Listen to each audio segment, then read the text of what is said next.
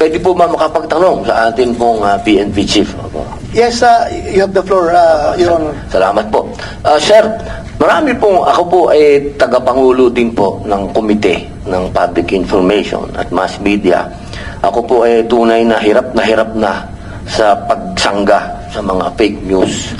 Ako naman po ay nagpapasalamat sa pamunuan ng PNP at laging maliwanag naman po ang inyong pagbibigay ng impormasyon.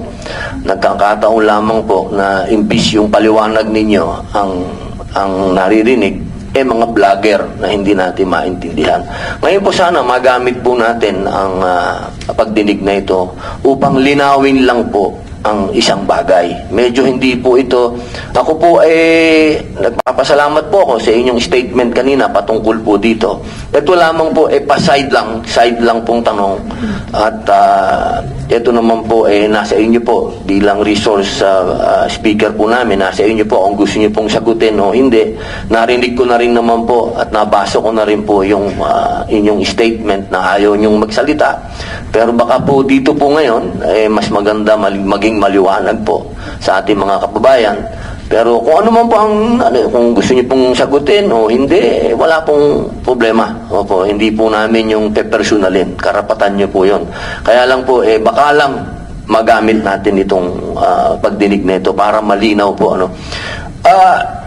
Tinatanong po talaga ng taong bayan na hindi lamang po ang masasabi nating alam nyo naman, hati ang ating bayan pero lahat nagtatanong dito, ano po ba ang katotohanan? Meron po ba talagang political pressure para tanggalin ang security ng ating Vice President? Nasa inyo po yan, sir, kung gusto nyo pong sagutin o hindi. You may respond, Chief PNP. Thank you, our Senator. No, that's yun po yung sinabi niyo. Wala pong political pressure. It's ang ginagawa po natin is really to rationalize po yung deployment ng PNP natin, and we have to make sure, no po, sabi po nila, alam mo sir, ang nangyari po, not only the Vice President, our Vice President na nagalit po sa atin at kalim po na it's a political, no, not even, marami po kami tinanggalan. Even yung mga classmate ko na mga general, sabi ko, it's a time na talagang we have to rationalize. And in fact, we have already made yung sa policies natin na kung may mga threat, yung mga, then when they retire, kasi may mga threat, is only about 6 months, and afterwards, they can ask kung meron po talagang threat. And we have to make sure, no, ang deployment po, we have to reframe po yung, kasi yung term po natin, VIP, ang security. No, there's no term as VIP. Remember, this is a police unit, sa professional police po. They are all graduates, and di po kami kagaya dati na graduate po ang mga police po natin. And we want to make sure that they are being deployed properly. Tinanggal po natin yan because ang gusto po natin, we have to professionalize po yung PSPG and make sure na dalawa po yung criteria. High threat, high security threat and medium security threat, and no threat at all. We want to make sure that there is already a perceived threat, and there's a difference between a perceived threat and an actual threat. Dati kasi, VIP ang tawag natin, that's a perceived threat. Kaya nga sinasabi po natin, and we have to rationalize and we have to change our policies regarding po dun sa deployment ng tao. Kasi ang sasabi ko nga, we need more people on the ground. Marami po kami talagang kulang, and to be honest, sir, talagang ang gusto po natin, talagang ibaba yung mga tao natin, or very strict police procedures natin. Marami po tayong kinasuhan na moonlighting na police natin. It all started in Alabang when we see two staff personnel na nandun po being used as security.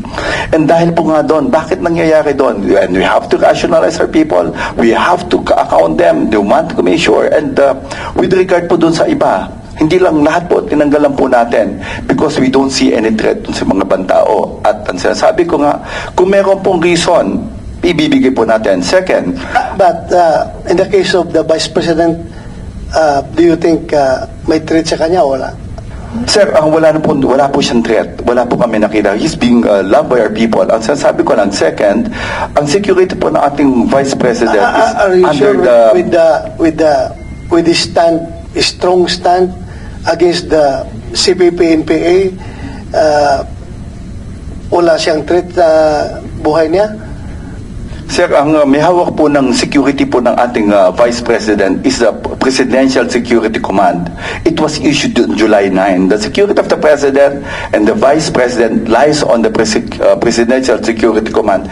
And we will not stop po if the General Morales from the PSC asks our help to ask for more personnel, then we will give po. And the one who's making the threat assessment is not anymore. It's the Presidential Security Command po.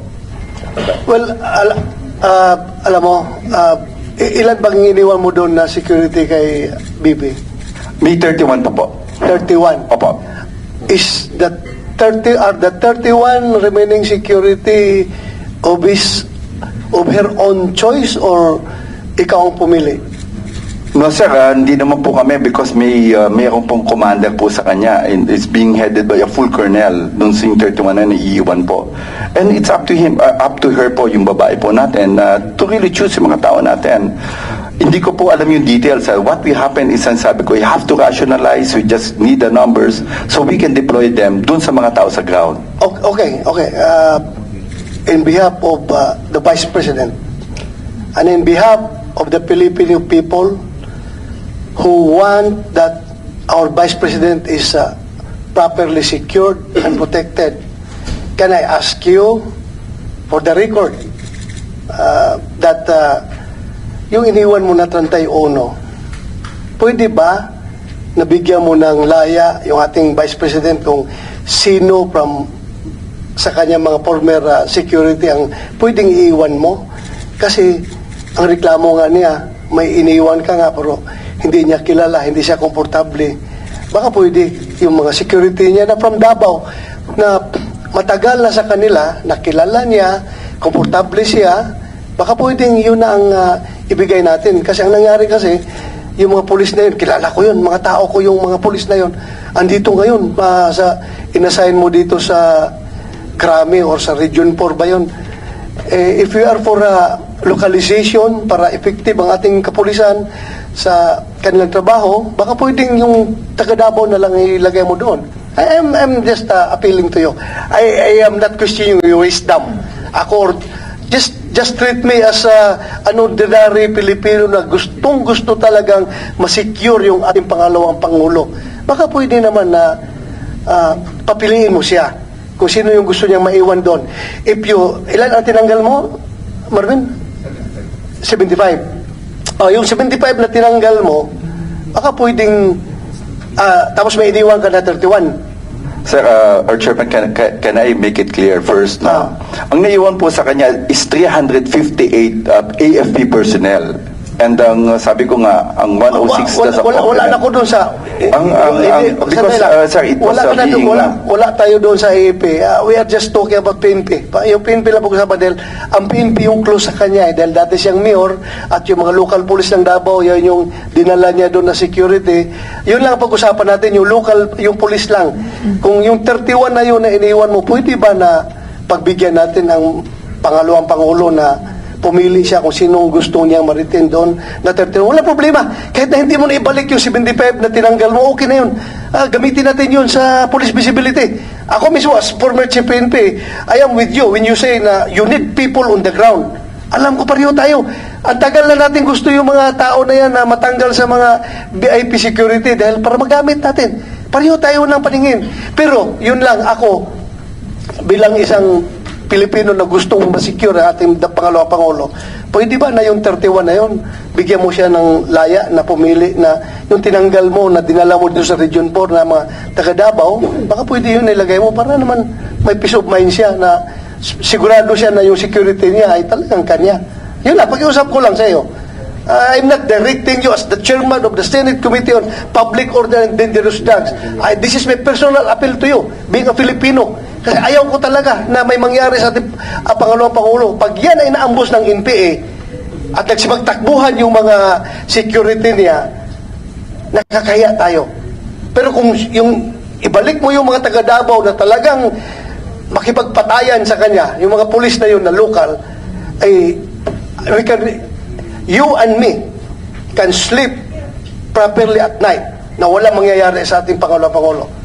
That's my assurance to you. Kaya balik mo yun. Kaya ako nakiusap sa iyo. Yun lang. Appeal to you. na pwede balik yung mga taga Davao. Kahit na yung 31 lang, yung 31 na sinabi mo iniwan, palitan mo yun ng mga trusted niya, nakilala niya. Yun lang, pakiusap ko sa'yo. If I may, Mr. Chair, no. Itong 31 na naiwan na GPNP, choice to ng Vice Presidente o kayo na po ang pumili dito? Bago na po ba sila? Our chairman, no, hindi ko kasi nakita. It's only the 106, no, the personnel na nakatalaga po kay VP in addition dun sa 358 na AFP. Ang 106 yan, I really hindi po sila kilala. Ang sinasabi ko lang, we have to reduce our personnel. Based dun sa recommendation po ng PSPG commander, I have to talk to these people and talk to the chief of staff of the VP kung tama po yung numbers, no. But if you ask me for the details, I don't know these people, hindi ko po sila kilala kung sino po naiwan. Ang sinasabi ko lang, this is inadequate na 31 po ang ibigay namin. But if kung sinasabi nyo po, it will help, then let it be po. We have hindi mo po kami nag-argumentative with regard po sa security. If it will help, if we can add, it really depends on the VP, of course.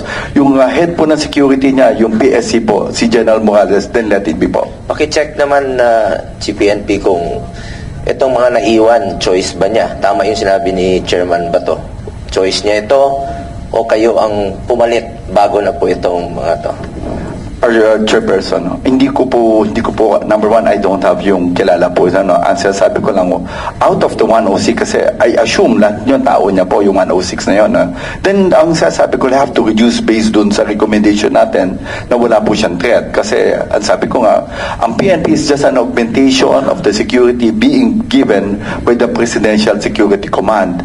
Kung sinasabi po natin na makakatulong po, then let it be po. And we will help in securing the Vice President po. Wala na bang nakadeploy ngayon na PSPG sa mga negosyante lang? Ang sinasabi ko, sir, may mga high threat po, but pinatanggal ko po. If you will look at the numbers, pinatanggal ko po lahat. Basta ako, General Marvel, high security threat pa rin yung ating pangalawang Pangulo.